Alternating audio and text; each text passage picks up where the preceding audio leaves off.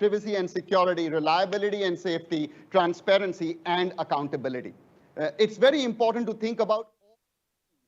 Now, I said it earlier, and I say it all the time, each one of us only uses the technology that we trust. Each one of us. Our families also do the same. Our loved ones also do the same. And therefore, trust is a very big differentiator in everything that we can do with technology going forward. Is trust a differentiator for your business? Is trusted tech becoming a differentiator for your business, for your entire ecosystem? Are these 6 pillars really becoming foundational in the way you're building your own digital environments? And finally, while it's a lot of asset and future and growth, it's also risk. And therefore, how do you manage the risk of data and AI and the tech going forward? Finally, we spent a little bit of time on this, on people and the future of work. I think what the pandemic has done for all of us is really look at all of human history. When we used to work together, we used to be in the same time and place. It's only in the last couple of decades that we started testing those parameters of not being in the same space or not being in the same time. But in the last 2 years, we've got really comfortable with these elements of time and space, whether it is in person or virtual, in space, or it is synchronous or asynchronous in terms of time. So it's really deepening that culture of doing more with less that is really coming together at this point with the power of tech. So those questions that we discussed on the panel, are you really upskilling or reskilling the workforce to really work on the future? How do you build the tech intensity in every one of your businesses? And then enabling modern work. And I'm not just saying hybrid work, it is modern work. How do you really build that across time and space to have your businesses working continuously? And finally, I think SNS really spoke about that. There is native innovation in the domains that people have in our businesses. That native innovation at some point in time has to translate into some kind of code and software and platforms that the entire business can benefit from. So how do you really take that native innovation into software? So really convert all of this and unleash it with all the innovation that is possible. So I know there's only a few of the questions that I captured. We are, all of us together, leading digital India. That's the third combination of the words. And I think that's what we really want to discuss a lot more going forward. The opportunity is real. It's with each one of you to share a lot more about the digital imperative, to do more with less. I'm not going to continue to speak, and I have the opportunity to welcome our keynote speaker for today. He does not need an introduction. Please welcome Satya to Mumbai.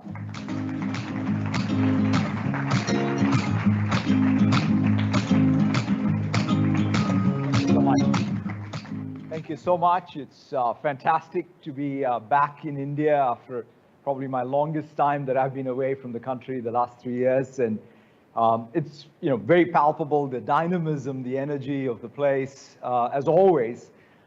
In that feeling that tomorrow is going to be better than today is fantastic to see, especially in a time like this around the world where there's many constraints and many things going on. In fact, it reminds me of the year in which Microsoft was founded.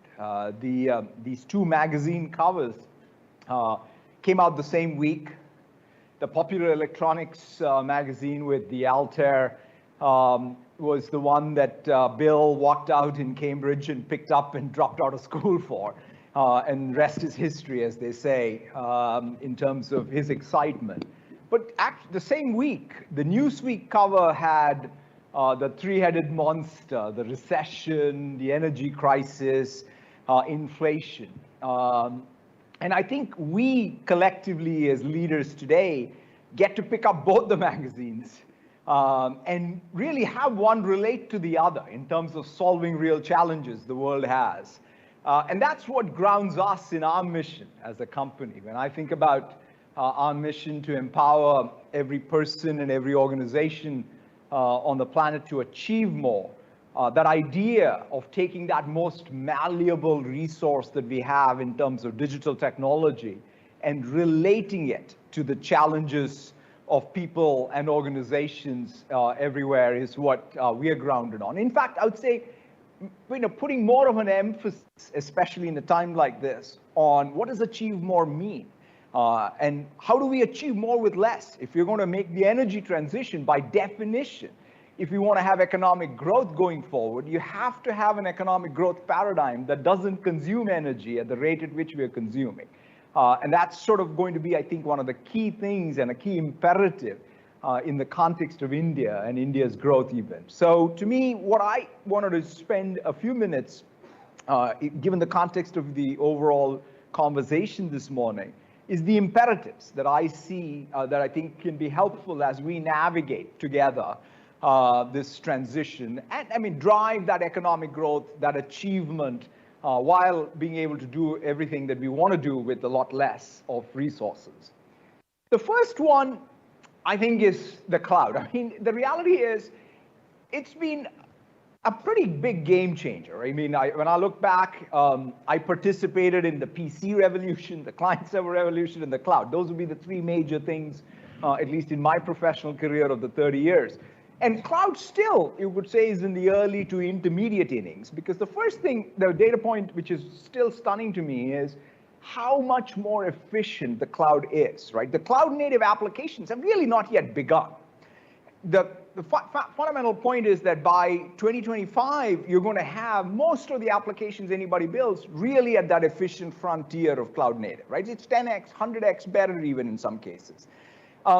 But it's not just that. When you move to the cloud, for example, it's 70 to 80% more energy efficient. So if you want to sort of be more energy efficient on any workload, the first thing to do is to move to the cloud. And you also hedge against demand cycles, right? So by moving to the cloud, you're consuming only when you need it. So whether it's a hedge against energy, a hedge against demand, and get more efficient with cloud native development. And so to me, that trifecta is pretty compelling. And so we are investing a ton. We have 60 plus regions, 200 plus data centers worldwide. In India itself, we have regions everywhere. We're expanding the regions, but we're adding a fourth region in Hyderabad as well. So we are very, very committed to making, I'll call it, the cloud infrastructure available everywhere. But it's just not in the cloud, because every factory, every warehouse, every hospital is going to also have, or every retail facility is going to need compute where data is getting generated. So distributed computing will remain distributed.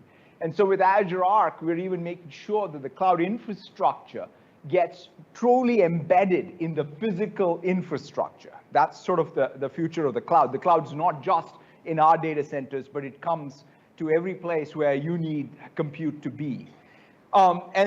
And we see tremendous momentum today when it comes to cloud adoption. In fact, when I think about Microsoft, that's been the big, when in the client-server era, we sold a few servers in India.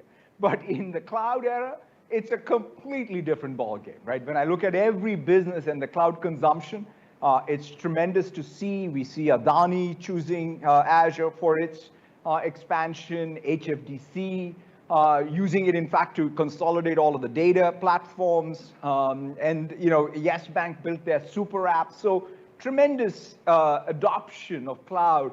And in fact, the more and more I talk to my partners and customers here, I get excited about sort of even the unique things that are happening in India using the cloud. And that's really definitely a real departure from the previous era. The next imperative, it's all in the news, everybody's talking about it, is AI. And there's no question that when we look back 5 years, 10 years from now, we will talk about this transition. The good news for us at least, is that this transition from client server to cloud was interesting. It was sort of harsh in some cases, but we made it. Whereas in this AI transition, this builds on the cloud transition. It's very hard because the large models that are creating this transition are all mostly possible, quite frankly, because of that cloud native ability that the cloud provides to be able to train these large models. And in fact, one of the things that is sort of stunning is, we talk a lot about data and the amount of data that's going to be generated, but the point is these generative models are going to generate most of the data, right? And that is just starting. So we said, let's have some fun. So let's say we go to Dolly and ask it to generate some images on Mumbai. It sort of creates beautiful art. This is going to be the future that you're going to all live in. So it's pretty, some of them are at least very interesting. Then we said, okay, that's cool. Let's ask ChatGPT, what does it think about the future of Mumbai? And it sort of came up with some pretty compelling narrative, right? I mean, it sort of has real optimism that I talked about. You know, it also shares. It talks about both, whether it's infrastructure, the tech involved, the culture. So pretty cool. So then I said, okay, let's get to the real meat of it. Let's ask it to rank order the street food of Mumbai. And it has an opinion. So it did come back. And Vada Pav wins. And then I asked it, like, where can I find the best Vada Pav? Not that I want to create some kind of a challenge for anybody here, but it sort of came back with places. Whether I don't know whether Bandra wants to argue its case, but it's here. And here's the thing. I then went on to say, okay, write a play where Vada Pav argues its greatness, and it did it. And so you should say, oh, okay, this is all fun. Let's actually see it. Like, it'll prompt it, and a little bit of prompt engineering, and it came back. Even Shakespeare would be proud of that. The thing is, this is all fun and games, right? But think about what you just are seeing. You're seeing the emergence of a new reasoning engine. This reasoning engine, clearly we will have to talk about it. What's the responsible use of it? What is the displacement it may cause? Those are all real important considerations. But the other side of it is, let's think about how it can augment every one of us in whatever it is that we're doing. Every knowledge worker is going to be more creative, more expressive, more productive. Every frontline worker will be able to do more knowledge work than they ever were able to do because of this co-pilot being there for them. Every design task, whether it's software engineering, mechanical design, architecture, pick your design task, is going to be that much more productive going forward. So it's ultimately, in my opinion, going to accelerate human creativity, human ingenuity, and human productivity across a range of tasks. It's going to be probably a golden age of what was predominantly, if you think about the computer revolution, it created mass consumer behavior change and productivity for knowledge workers. But what if we could spread that productivity across the board much more evenly? To me, that I think is probably one of the biggest things that we can look forward to. So the first thing, though, you have to do is really build a very robust data infrastructure, because there's no way you can benefit from a lot of the AI if you don't have robust data infrastructure. And that's where we are investing a ton. When we think about the data infrastructure, you got to have the best-in-class operational data stores for SQL and NoSQL, and that's where we've really, with whether it's Cosmos and SQL, we've done some fantastic work. And in real time, by the way, in real time, you want to be able to take that data from your operational stores and feed it into your analytics stores. And from the analytics stores to governance, because one of the biggest things is provenance of data is going to be one of the biggest things we're going to be talking about. Where did this data come from? Where did the AI model get trained? Can I actually audit that training on top of that data? All of that, you need one integrated data framework. And so we're really making sure we build a fantastic piece of infrastructure so that it's available to every business. Then the next thing is, let's say you have the data infrastructure. Then the thing that needs to happen is, let me train these large models, right? So OpenAI, having grown up, quite frankly, in the cloud business from day one, when I look at the system we built to train, let's say, GPT-3.5 that's behind ChatGPT, it's unlike any other system. The compute storage network, it's not just say, hey, we have lots of GPUs. Of course, you have lots of GPUs. By the way, GPU clusters themselves look very different than general purpose compute clusters. But then the way you network them, way these large models cohere is so different. It's kind of a workload the last time I sort of saw something like this was when Hadoop first came out and data parallel workloads in the early 2000s or mid 2000s. This is that on steroids in terms of really being very different. And we have the best infrastructure. The reason we are able to achieve, and OpenAI is able to achieve what they're able to achieve, is because of the amazing both training and inference infrastructure, which is just world-class in Azure. And we're going to obviously exploit that to the hilt in the coming months and coming years going forward. And we're exposing the output of all these large models, right? So it's not just us using these large models, it's about making these large models available as APIs to anyone to be able to go do magical things with it. And even this morning, I had a chance to see some fantastic sort of high ambition projects in India, right? One is a nonprofit Seeds, which basically is trying to create disaster response technology. So what their idea is to take high def satellite imagery and convert that into essentially micro forecasts of disaster impact, so that then their volunteers can go to the households even, whether it's sort of flooding or any other type of disaster, warn them, do the preparedness, right? So talk about sort of a good use case of being able to sort of do those micro forecasts using large data. And another example is where the Department of Electronics is sponsoring this, the National Language Translation Mission, or Bhashini. I mean, one of the things that's probably unbelievable, amazing, great to see is India lead when it comes to digital public goods, right? I mean, there's India and then there is daylight.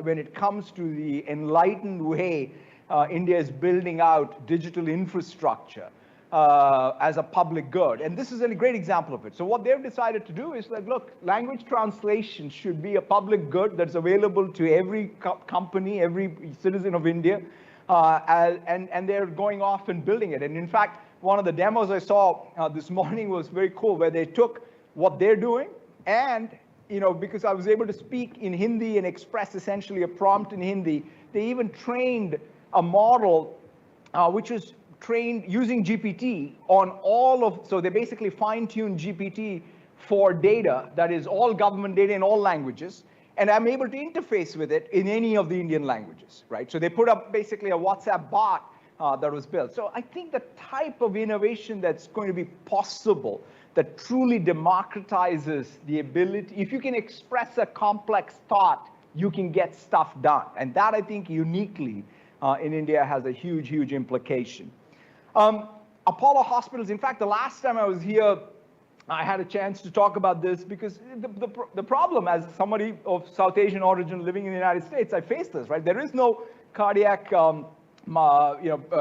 prognosis model that's trained on South Asians. And so the question is, when will we have a model that truly represents us? And that's what Apollo is going and building. So they are, through all of their deployment, are building a model that'll have a more accurate predictive capability.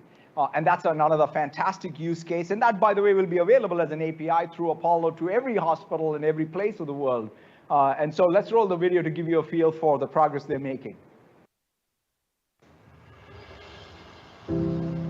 We have 3 million heart attacks which are happening every year in our country. Heart diseases are almost like an epidemic in India. To prevent the disease, you require some cardiac risk scores, which tell the probability of getting a heart attack in next 10 years. Most of the risk scores are developed either in US or in Europe. So when we are trying to apply those risk scores on our population, the outcomes are not satisfactory. Apollo and Microsoft, we partnered and we used the machine learning to develop an artificial intelligence powered score. At the end of it, we have a non-biased preventive cardiac risk score for our Indian population. And initial results are extremely encouraging. The accuracy of this model is almost double the existing model. This helps me in prioritizing my patients, and we can start preventing the disease at much earlier stages. It's about saving lives, and that's what motivates me. It's very, very cool. And they even went on to use, I think, create a digital twin, which you can visualize using something like HoloLens, where you can even see the state of the heart, depending on the risks and what have you. these are great examples when it comes to both data and AI. The next imperative, which I think is going to be equally important, is what's happening in the development of all this technology, of fusion teams, right? In fact, professional software developers and frontline domain experts coming together in a workflow to build these systems is the magic, right? So it's not just about software developers on their own. It's that combination. So whenever you're in an organization, in fact, I would say perhaps the most important imperative is to say, is everybody, when we talk about digital transformation, when the frontline domain expert in one of your branches or retail outlets or warehouses is participating in the digital transformation, that's the day your digital transformation is in high gear. So in fact, 70% of the apps will be these apps built by low-code, no-code tools, and it's just phenomenal to see that. The tool chain, look, we started out in 1975, the thing we first started out was building the visual, or building basic interpreter for the Altair, and obviously a lot has happened since 75, but here we are. We're essentially jazzed about the same stuff, which is building tools for people so that they can build more software and more technology. That's who at the core Microsoft is. So we have the best tool chain for professional developers. Visual Studio Code, VS Code is pretty much the #1 tool chain for anybody who does anything related to software. GitHub is where all the innovation happens today. It's the largest repository of open source development is happening there. And then, of course, everything that is happening in with Power Apps. But start talking about GitHub. In the last year, when I talked about all of the capabilities of AI, the place where it first showed up in a fairly magical way was GitHub Copilot. And GitHub Copilot has been advancing. The idea that you can prompt it to generate functions was fantastic. Now you can start you can start coding in C++, or you can sort of have a repo that's C++. You can translate it into Rust if you wanted to. You can have explain code in English, so the ability to highlight a bunch of code and sort of have it explained back to you. Think about all the learning use cases. Or if you are a developer who's sort of trying to get yourself familiar with a code base that is foreign to you. So tremendous amount of progress. In fact, this on the first of the year on Twitter, I saw Andrej, who is who was the luminary AI guy, who was the head of autopilot at Tesla, had this thing where he talks about his own productivity. Andrej Karpathy is like one of the most elite AI developers out there, saying 80% of his code is being written by Copilot. I mean, this is a real game changer in terms of having a Copilot take somebody skills and really automate it so that they can spend their time. It's not Andrej is not doing the most creative AI work. What he's doing is he's doing the creative AI work and getting a lot of the boilerplate work where the Copilot is helping. And so that, I would not be employable without spell check. And so think about what it can do going forward for professional developers. That's, I think, what we will sort of see going forward. The next thing is the Power Platform.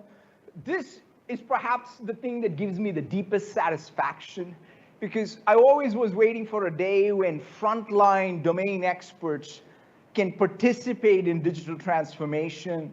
And by the way, that means better wage support for them, right? So once you have a retail specialist participating in the digital transformation, that means their wages are not going to be measured by what they do in retail, but they're going to be measured very differently. And that's a big deal for any economy. And so we built a full tool chain, whether it is about creating apps, doing BI, doing workflow automation, doing virtual agents. These are all things that a low-code, no-code developer can do, right? So you don't need to be an IT professional. And so we are very, very excited about the progress here. And to me, even here, all the AI capabilities, right? So for example, you can take a sketch of a document, literally draw it, and take a picture, and it'll generate the app for you. So similar to what GitHub Copilot is, it's already shipping in Power Apps. Power Automate, you can natural language prompt. You can say, create a workflow where it takes an email that arrived in my inbox and send an approval notice to X, Y, and Z, and it'll just generate the entire workflow for you. So again, AI and its use within workflow automation. And just a couple of examples. I mean, Lambda Test is a startup on test automation out of India, doing very, very well. In fact, I think they have, pretty much a lot of the global Fortune 500 using them for their own automation and test automation. But here's the interesting thing, right? Their own internal usage is a very telling story of what a truly devolved team will look like. And in fact, they use GitHub for all of their collaboration. In fact, even if a new request is a pull request, or when a new feature is a pull request. So that means a marketing person inside a Lambda Test or a salesperson is also doing pull requests as a way to really have the workflow of the company. And that, I think, is an interesting insight. Like, I always look at it and say, hey, when the professional developer's workflow changes, it doesn't remain just for them. It just permeates throughout the organization. And that, I think, increases velocity. Another great example, this morning I had a chance to meet with Ram Kumar, whose photograph you see on that slide.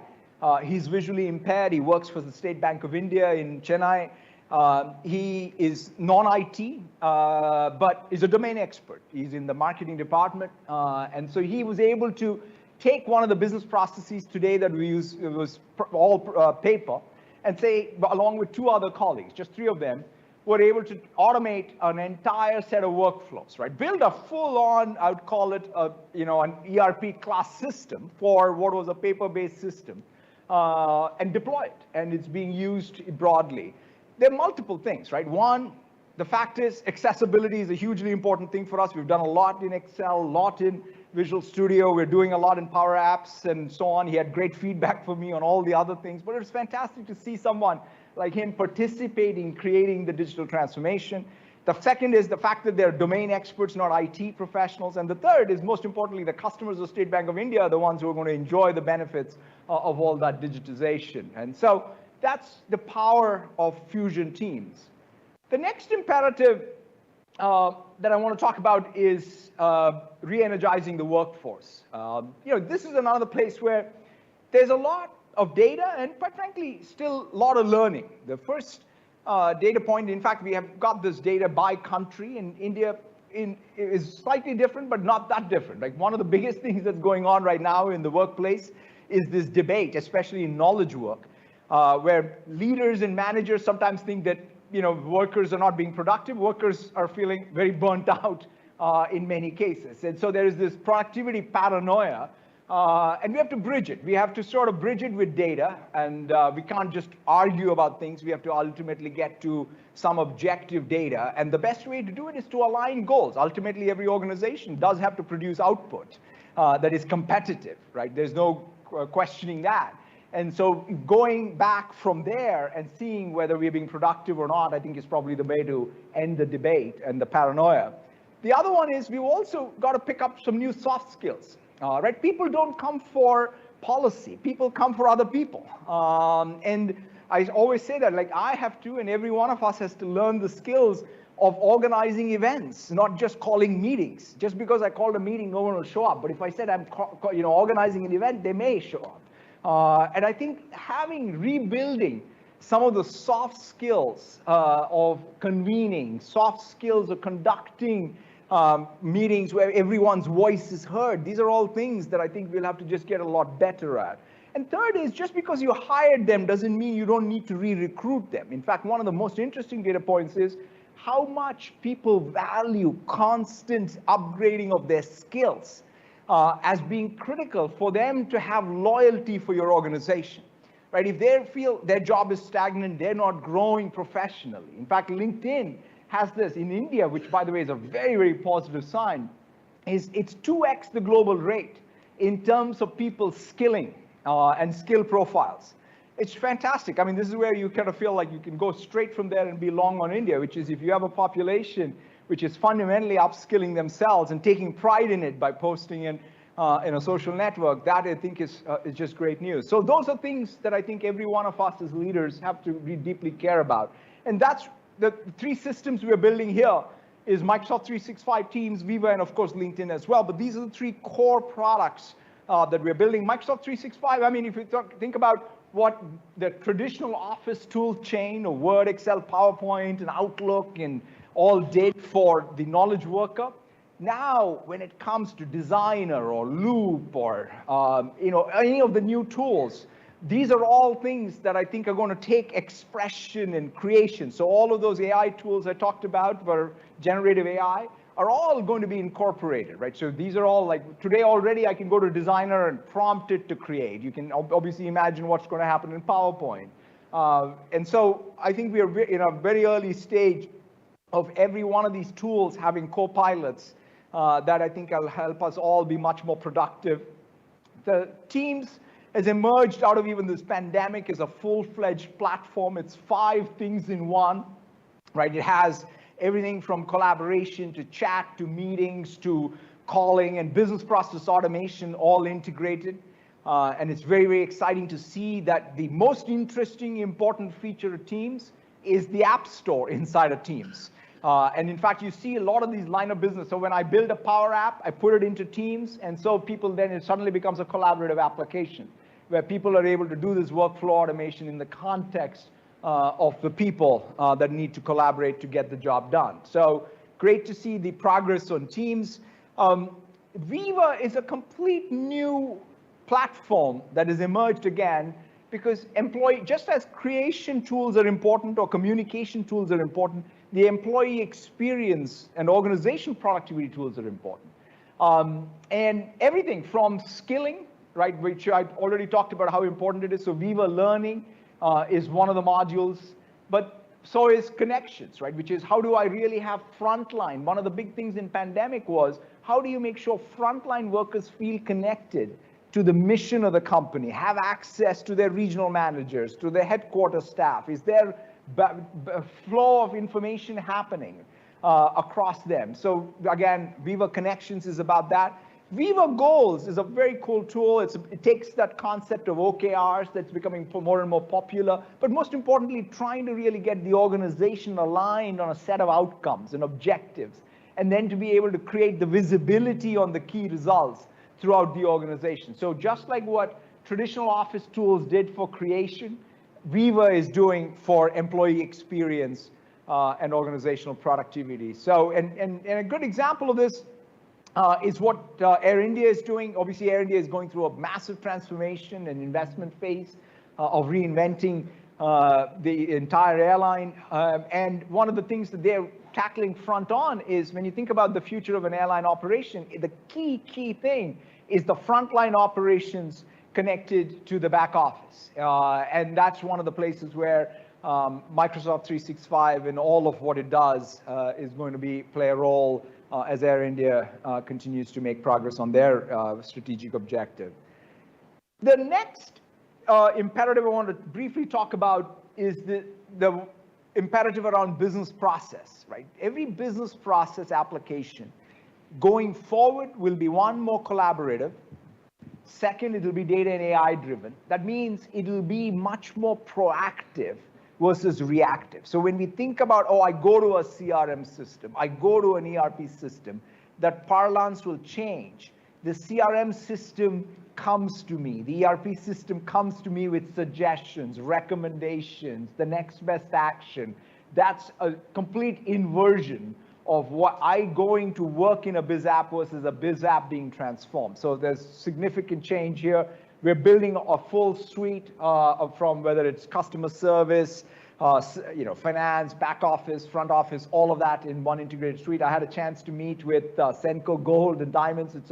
It started with one store in Calcutta, and now it's everywhere in India, and it's fantastic to see the progress that one institution was able to make using, in fact, an integrated what was front office, back office system, right, where the information flowed without any category boundaries that were created by the tech industry, but were much more about the core customer and the customer interface. So when you think about the future of, especially in a consumer-driven economy like India, when you say omni-channel, that omni-channel interface of the customer is what will define everything that has to happen across the data silos on the back end. So we're very exciting to see that. And another one is the industrial metaverse.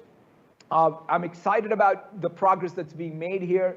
The ultimate goal here is to be able to say, if you have a tool, if you can create a digital twin, the digital twin can allow you to take the physical operation and make it much more efficient in terms of energy use, because you can do simulations and reduce waste, you can reduce energy, you can improve quality, so lots and lots of benefits. In fact, L&T, I think SNS was here earlier, and I'm sure he talked about this, but the idea that 30,000 plus pieces of equipment that L&T has in the field across 500 odd sites are all connected back, streaming data using Azure IoT, that are all being constantly analyzed and being viewed to improve the operations. So, I mean, when you think about in India, and the productivity of the infrastructure businesses is going to be a meaningful driver of the productivity of the economy. So it's fantastic to see the progress being made by L&T there. The last priority I wanted to talk about, the imperative I want to talk about, is security. After all, we have a real crisis. Something like $6 trillion is lost today because of cyber theft and crime, and it's projected that 10 trillion will be lost by 2025. So it's a real, the real epidemic, if you will, when it comes to digital. And the only way to fight that is to really have a zero trust approach, right? It starts with having products that are well integrated, right? Which is your identity system needs to interact with your endpoint protection system, which needs to interact with the apps at the endpoint, which then needs to be secured all the way to the infrastructure they use. So just having multiple control planes and data planes can in fact increase complexity if you don't really have an integrated zero trust architectural approach. But it's not just that, it's about a signals game, it's an intelligence game. So you want to take, in our case, we're taking all the 10 plus trillion signals we see, translating that into operational security posture. Because when you say zero trust, you have to assume breach and then see the breach. I always say to my teams, there should only be one victim of anything new and novel. And that's the key, right? You can't say there'll never be a victim, because after all, cybercrime by definition means there will be, the state of the art even there will keep moving. And the question is, can you detect it fast and then remediate and then make sure it doesn't laterally move? So a lot of work going on, a lot of investment, a lot of public-private partnerships in this space. But we have good momentum, again, when it comes to the adoption of some of these security products across the board, whether it's Axis Bank or Tata Digital or Indigo or Godrej or Flipkart, tremendous amount of usage of all of these products in various forms in order to deploy a zero trust approach within their digital estates, which I think is a key imperative.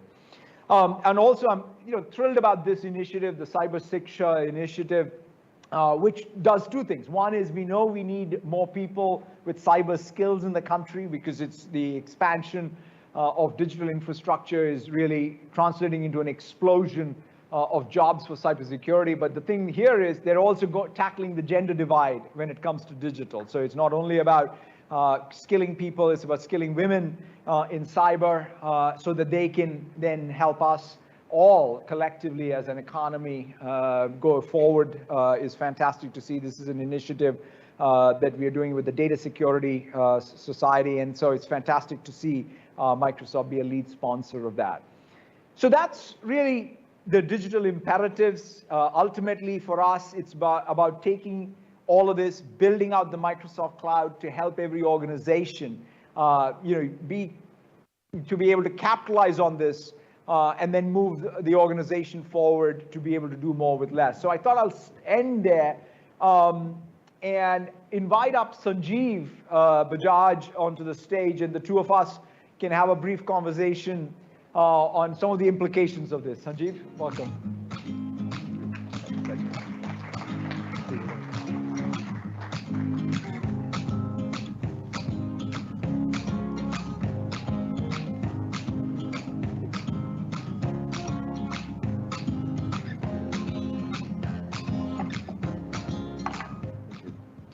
Thank you so much, Sanjeev, for being here, and also your leadership of the industry group. And I thought, given the discussion this morning and also some of the remarks I made around the imperatives, as a leader who's obviously been at the forefront of transforming financial services and its use of technology and beyond, and as you look at all of Indian industry, when you think about digital, what are the top of mind things for you?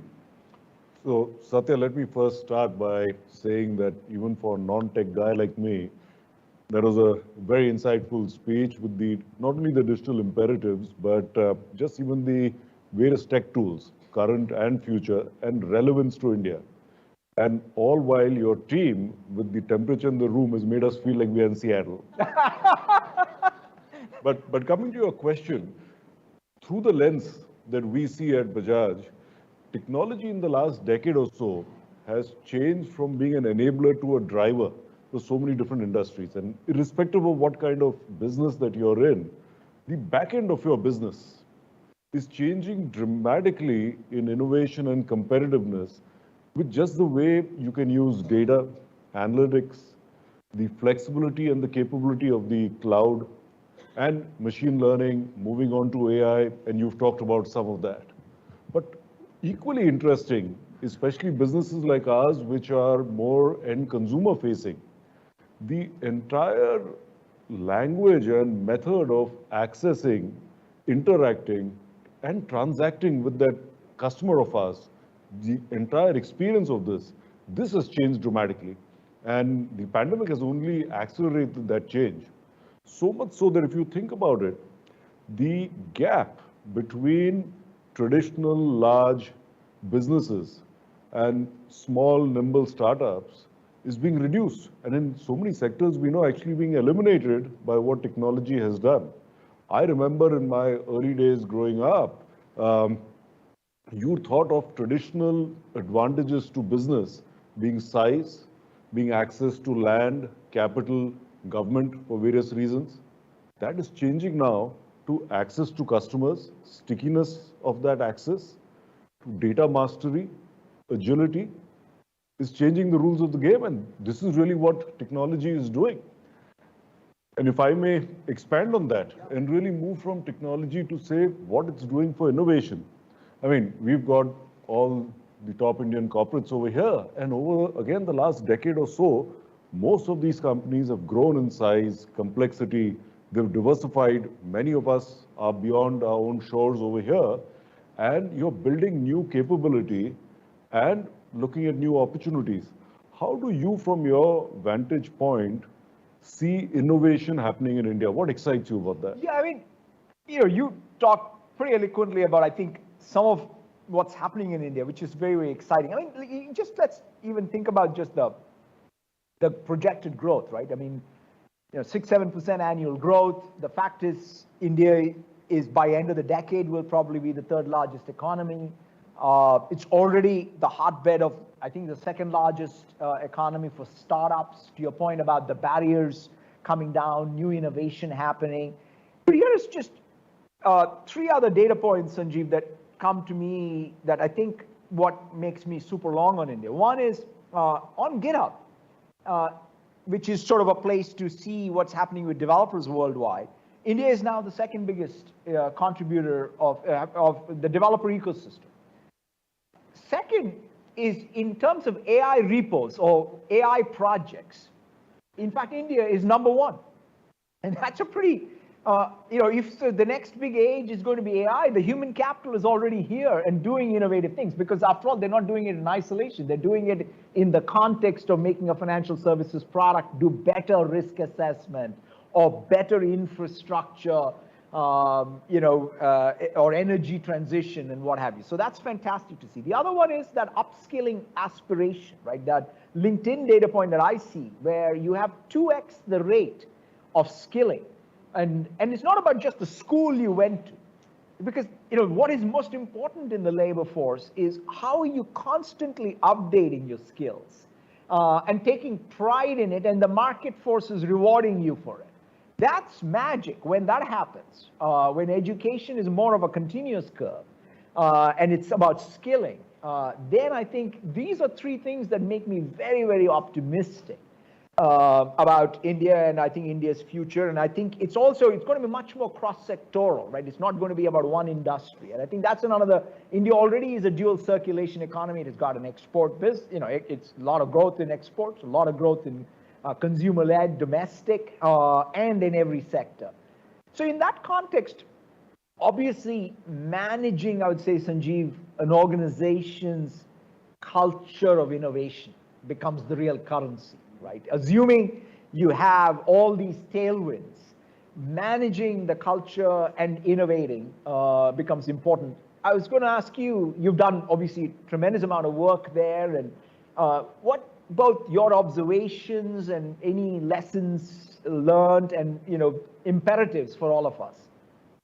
One of the things I realized very early on, coming from a business group which is now 100 years old, is the role and the importance of culture in building long-term outperformance.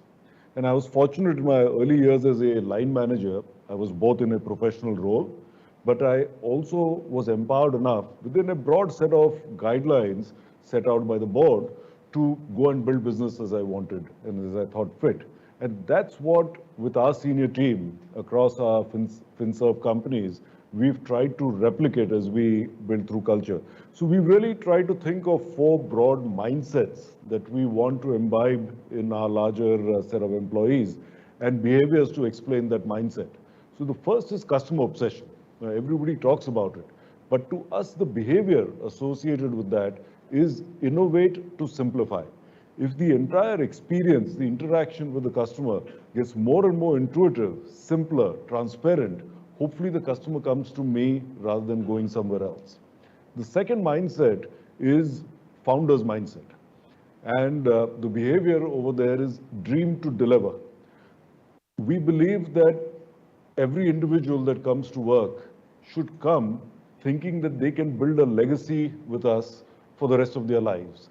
And if they have the ability to dream, we will provide the foundation and tools to help them to deliver. The third mindset is of talent builder, which is really develop and delegate. Because innovation and ideas is not restricted just to senior management. Instead, more often than not, and I see it now every 10 years, I see it with my son who's somewhere here in the audience, the language they're talking about, the innovation that they see, the stuff they're doing on their phones is starting to make me feel old. So delegate, develop and delegate. And the last mindset is, again, very obvious, but being responsible. And the behavior is do the right thing. So 4 simple mindsets and behaviors which are easy to understand, because otherwise, how do you really propagate and build culture? And I remember seeing one of your interviews many years ago, where you talked about how over a period of time, you need to move culture from being explicit to implicit. You need to move your mindsets, and that's what really creates lasting culture. So what we've started doing in our companies over the last few years is creating small case studies of successes and failures and linking it to these mindsets and behaviors so that we can propagate that through internal training across our companies. So that is something that has worked for us. But I'm going to put you on the spot as well, which is, and I'm sure we all want to know here, is how did you hit refresh, no pun intended there, with an organization as large, complex and successful as Microsoft, where at least from the outside, what appears to be in a very short period of time, you have built a culture that is again aligned on long-term outperformance? First of all, Sanjeev, it's pretty fascinating for me to be able to listen to all that you're doing around the mindsets at Bajaj. But even the fact you just casually said we're a 100-year-old company, that's an exception, right? When I think about it, there is, most organizations don't outlive a human life. And I think, if anything, the pursuit is to understand what can create that longevity, because none of us can take it for granted. It only happens when you're constantly staying relevant and renewing. And to me, there are 2 sources. So to me, when I look back even, in my, 9.5 years as CEO, there are 2 things that have been constant for me. One is that sense of purpose and mission. and being able to rediscover it. You talked about the founder mindset. You know, in many cases, as sort of a non-founder CEO, I had to sort of pick up and say there's a refounding moment of our mission. In fact, when I look back and the pride I take today whenever I talk about our dev tools comes from 1975, you know, and that basic tool that we created for the Altair, or these large language models as tools for other developers. Being able to sort of take pride in what you do and have that sense of identity and purpose, that's super important. The second part is the culture, right? And a culture which is a learning culture, tough to do, easy to say. And this is where Carol Dweck's work around mindset has been fantastic. I mean, it's because I remember distinctly, Sanjeev, in the late 90s when we first became the largest market cap company in the world. I think we had crossed GE at that time. You know, we used to walk around campus thinking we must be God's gifts to, you know, humankind, and except we were not. We needed to constantly get better at what we were doing. If not, we would be left behind.